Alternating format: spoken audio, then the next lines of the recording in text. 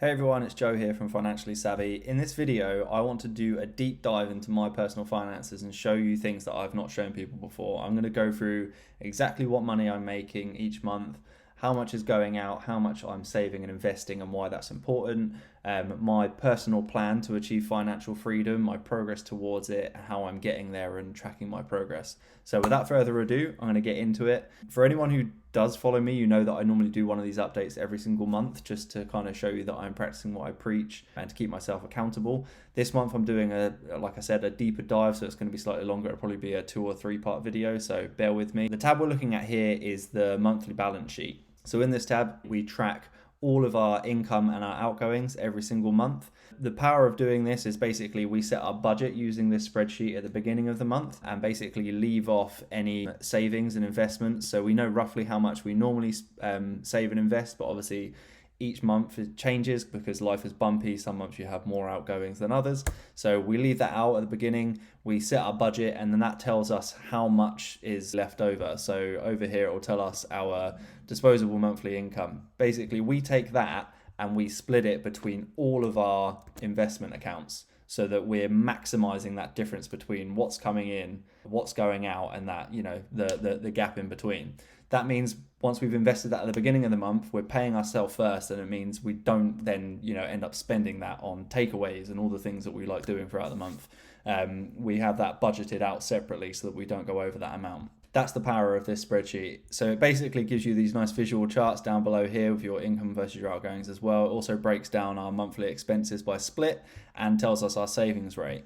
So with how much we've invested, our savings rate currently stands at 39%. Now, the reason we're able to save and invest so much was actually pointed out to me by one of my followers recently on a post on Twitter. I'll show you it here.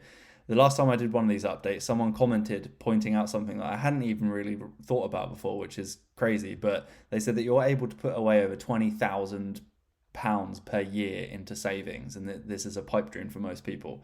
And he's right, to be honest. And I responded and I said it was a pipe dream for me at one point in time as well.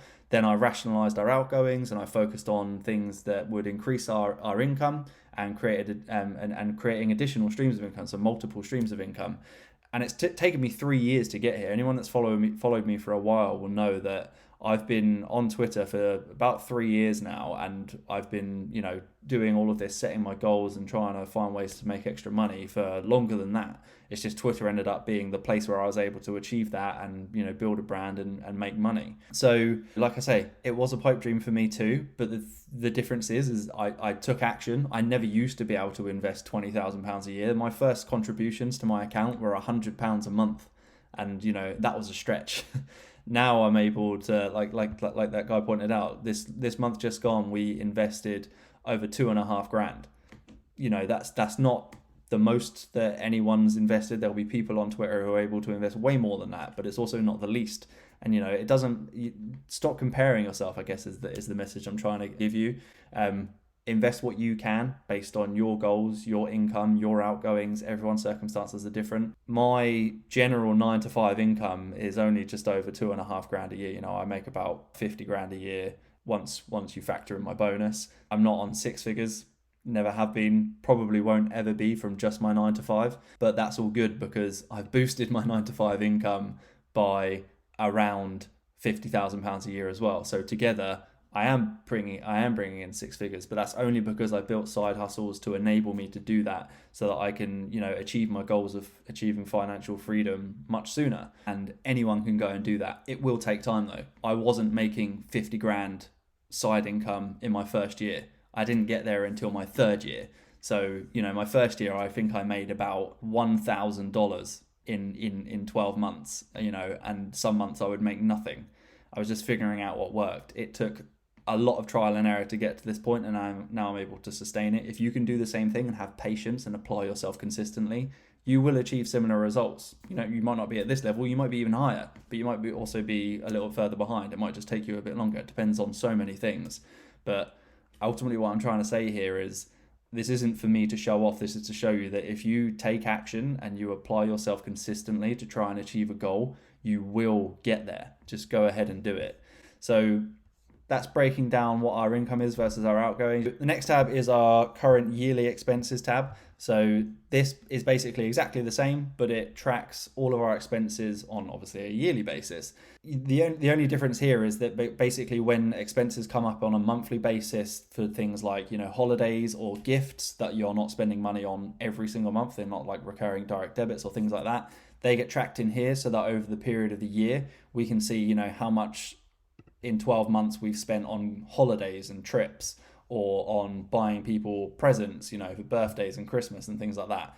Just helps us keep tabs on it, and it makes sure that we're still not going, above our income. This is really, really important and powerful for tracking your expenses in retirement, because obviously it gives you that kind of fluid basis as things change, as inflation increases and your bills go up. Then I come into this tab and I increase what I expect our expenses in retirement to be. So obviously really, really valuable there.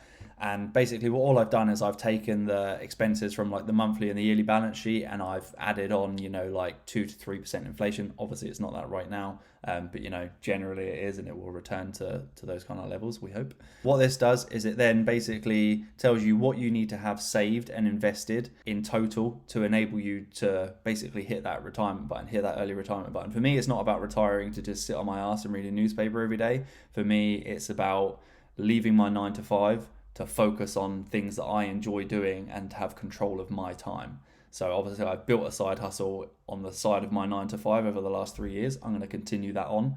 And it means that I'll be able to focus on that more and live off of the savings and investments that we've, built up over the last few years and will continue to build up over the next couple of, decade or so. So basically what this is telling me is that we currently have quite a substantial surplus. That's because when I started this plan, obviously I didn't have any income coming in on the side of this.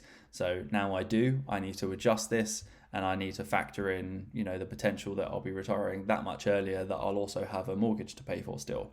When I originally set this up, I didn't factor that in because I thought that by the time I would be able to hit that early retirement goal, I'd still be paying the mortgage. So because that's not the case, obviously I need to fiddle around with this, and in the next update or maybe the one after that, I'll have that all adjusted. I just need to get around to doing it. Basically, that's kind of the most valuable aspects of the tool that I'm using to enable us to achieve our goals. But the spreadsheet also basically allows us to track our savings and investments. So this is where we monitor the performance over the year. Obviously, it's basically not moving right now because even though we're investing a substantial amount of our income, obviously the stock market has just been declining for like 18 months or so.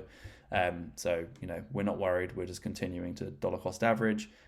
So, we can reap the benefits once things rebound, which they will. It also takes into account our house equity and any other assets, and then our debts, which are decreasing nicely. And then it basically automatically populates this chart on the final tab, which is our net worth, which currently stands at 255,000. So it is creeping up slowly. It's been pretty much flat again, even though we've been investing a substantial amount, because a lot of our net worth is tied up within the stock market. It's just not really moving. The fact that it's higher compared to where it was at the beginning of the year, even though the stock market is definitely not higher than it was at the beginning of the year, is a great plus for us.